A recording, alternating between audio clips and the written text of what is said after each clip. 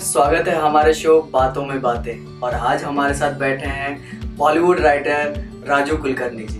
तो आइए उनसे जानते हैं उनका फिल्मी सफर के बारे में। नमस्ते राजू जी। नमस्कार। अच्छा राजू जी, कुछ अपने बारे में बताइए। जी बेसिकली मैं यूपी के एक हिस्टोरिक सिटी मेरठ से बिलोंग करता हूँ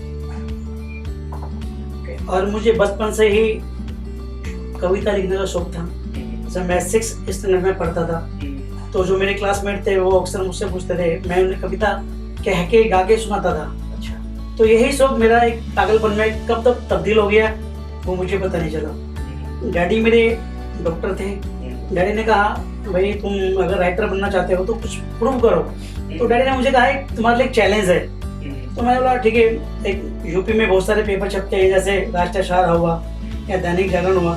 तो मैंने छोटी छोटी कविताएं कुछ आर्टिकल वहाँ पे लिखे तो कुछ मेरे छपे और कुछ नहीं छपे।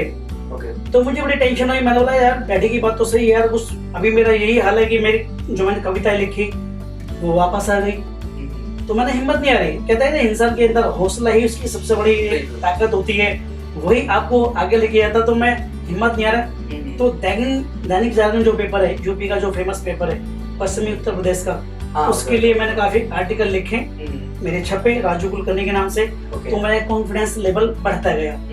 उसके बाद मैंने डैडी से कहा, डैडी आपने कहा था मुझे भी कि भाई तुम राइटर बनना चाहते हो। कि हाँ डैडी मैं मुंबई जाऊंगा, अब मुझे बनना है। तो फिर 93 में मैं बॉम्बे आ गया। अच्छा, 93 से आप यहाँ पे स्टूडेंट? यस। ओके।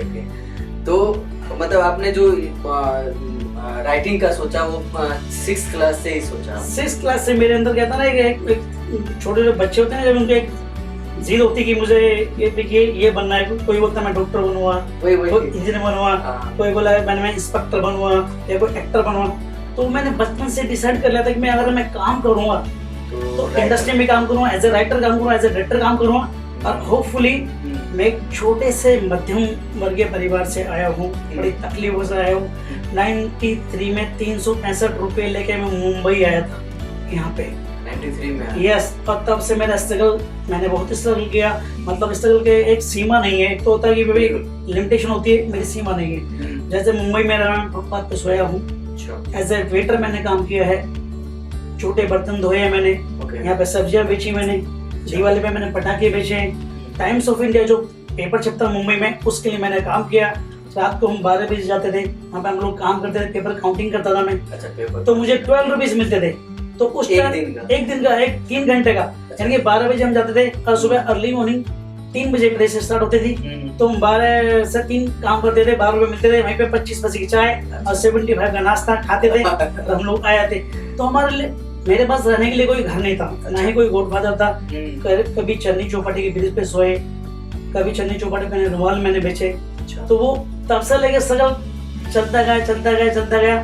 लेकिन एक्चुअली मुझे काम मिला 96 में मुझे। अच्छा, किस चीज का काम? 96 में, सॉरी 94 में मुझे काम मिला। 1 साल के बाद मुझे काम मिला। एक फिल्म बनी थी राजकुमार की। अच्छा, अनिल कपूर जी की फिल्म। तो वहाँ पे फिल्म सिटी में सेट लगा था। अच्छा, यही मतलब फिल्म सिटी गोरेगांव में सेट लगा था। तो मेरे पास राइटर का कार्ड था मेरे पास। मैं वहाँ पे गया तो वहाँ पे हैदर भाई थे जो प्रोडक्टर थे, उनसे मैं मिला। नहीं, आर्ट डिपार्टमेंट के हेड थे। जो भी वर्कर लोग रखते थे। तो मैंने उनसे कहा सर मुझे काम करना है।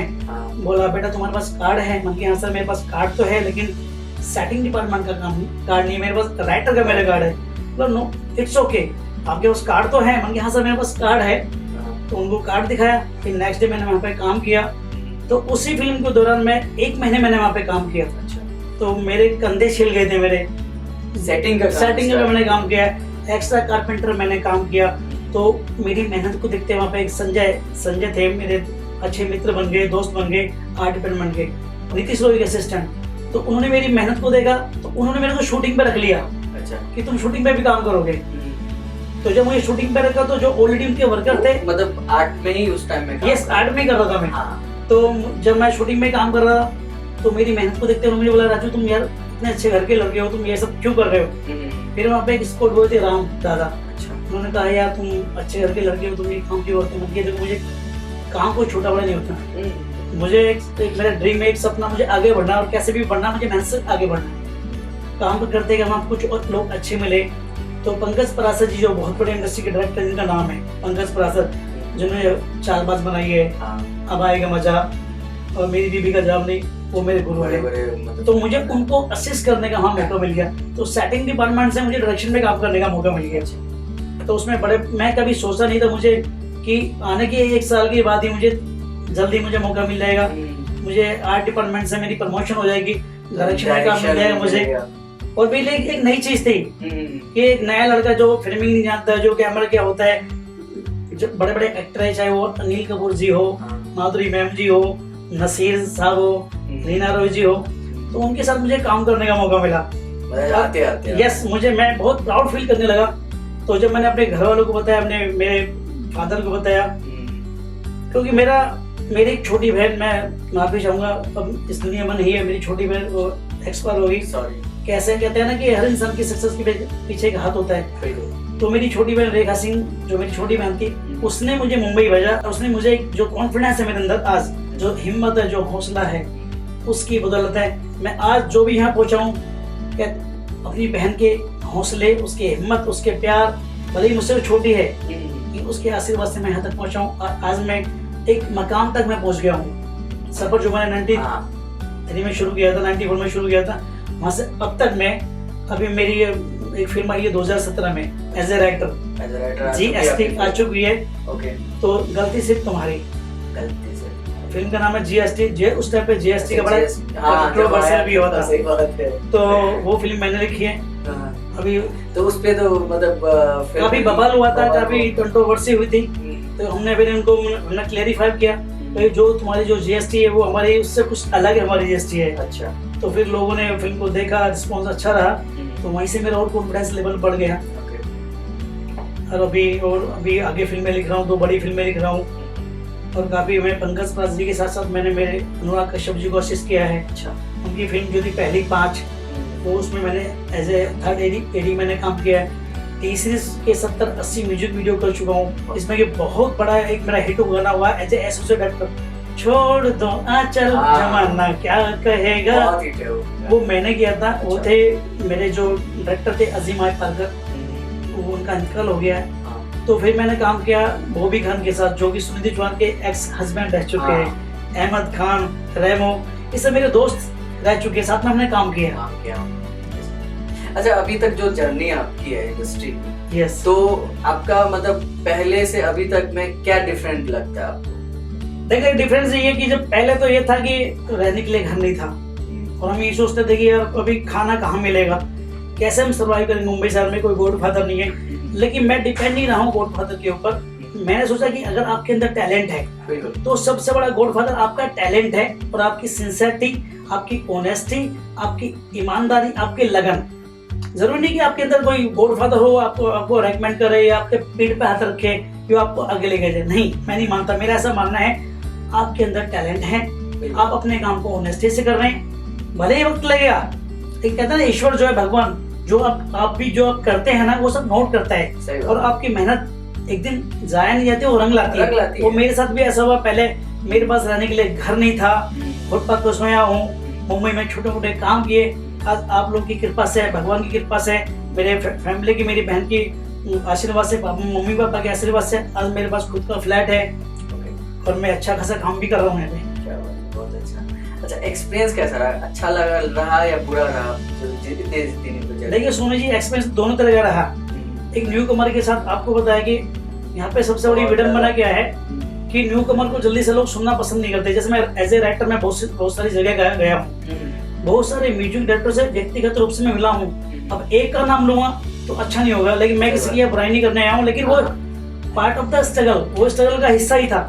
जैसे अनु मलिक से मिला हूँ मैं, शाम सुरेंद्र से मिला हूँ, बापी लहरी से मिला हूँ, तमाम बहुत सारे इंडस्ट्री के टॉप म्यूजिक डायरेक्टर सब मिला हूँ, लेकिन किसी ने भी कभी मुझे सुनने की कोशिश नहीं की एज ए राइटर। भी तुम क्या लिखते हो? देखो, जब तक आप किसी राइटर को सुनोगे नहीं, जब तक आप उसको तवज्जो नहीं दोगे, तो उसके टैलेंट का आपको पता कैसे चलेगा? तो मुझे इस बात को बहुत मलाने हैं, यहाँ कोई लोग सुनना ही पसंद नहीं करते। ऐसा नहीं है हमारे इंडस्ट्री में टैलेंट की कमी है, बहुत टैलेंटेड लोग हैं, और मौका नहीं। हर कोई आदमी अनुराग कश्यप या जावेद अख्तर बन सकता है यहाँ पे। बस तो जरूरत है एक पारखी होता है जोहरे की, जो उन्हें पारखी नजरों से देखे, उनके टैलेंट पे भरोसा करे, उनको उनको मौका दे। जब तक एक किसी न्यू कमर को मौका नहीं दोगे तो वो अपने टैलेंट को कैसे इम्प्रूव करेगा। न्यू कमर ही तो आगे जाकर पुराने होते हैं डेफिनेटली। लेकिन लोगों ये गलत धारणा है कि हर लोग बोलते हैं कि हमारी जो मोनोपोली है, हमारे इन हाउस राइटर है या इन हाउस म्यूजिक डायरेक्टर है, ग्रुपबंदी है। तो मैं इसके खिलाफ हूँ, ग्रुपबंदी नहीं। मैं जानता हूँ कि आप नया राइटर है, आप उसको एक मर्तबा सुन लो। अगर आपको लगे उसके अंदर टैलेंट है, वो डिजर्व करता है, तो आप उसका मौका दो। ऐसा नहीं है, बहुत अच्छे लोग टैलेंटेड है हर फील्ड में। अच्छे एक्टर भी हैं, अच्छे डीओपी भी हैं, अच्छे राइटर भी हैं। हर तरह के हमारे यहाँ टैलेंट की कमी नहीं है। और जो छोटे छोटे शहरों से आ रहे हैं ना, जिनका कोई गॉड फादर नहीं होता है, जिनका कोई बैक सपोर्ट नहीं होता है, जिनका कोई जान पहचान नहीं होती, उन लोगों को समय जरूर लगता है, लेकिन वही लोग सक्सेस होते हैं, वही अपने झंडे गाड़ते हैं। डेफिनेटली जिसके पास टैलेंट रहेगा वही अपना झंडा गाड़ सकता है। नहीं तो बहुत बड़े बड़े लोग आए गए, मतलब कुछ हुआ नहीं उनका।